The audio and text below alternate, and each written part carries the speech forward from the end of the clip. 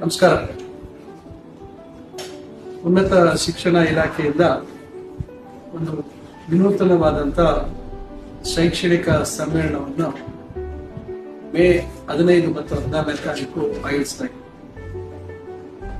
ಇದು C2C ಅಂತಕ್ಕಂಥ ಒಂದು ಹೆಸರಿನಡಿಯಲ್ಲಿ ಕ್ಯಾಂಪಸ್ ಟು ಕೆರಿಯರ್, ಇದೊಂದು ವಿಶಿಷ್ಟವಾದಂತಹ ಒಂದು ಸಮ್ಮೇಳನ. ಇವತ್ತಿನ ಪೀಳಿಗೆ, ಇವತ್ತಿನ ಪದವೀಧರರಿಗೆ ಉದ್ಯೋಗ ಲಭಿಸ್ತಕ್ಕಂಥ ಶಿಕ್ಷಣ ಯಾವ ರೀತಿ ಕೊಡಬಹುದು, ಕೈಗಾರಿಕೆ ಮತ್ತು ಶೈಕ್ಷಣಿಕ ವ್ಯವಸ್ಥೆ, ಕೈಗಾರಿಕೆಗಳ ಅಗತ್ಯತೆಗೆ ಅನುಗುಣವಾಗಿ ಶಿಕ್ಷಣ ರೂಪಿಸಬೇಕು ಅಂತಕ್ಕಂಥದ್ದು ಬಹಳ ದೊಡ್ಡ ಮಟ್ಟದಲ್ಲಿ ಚರ್ಚಿತವಾಗಿರ್ತಕ್ಕಂಥ ವಿಷಯ.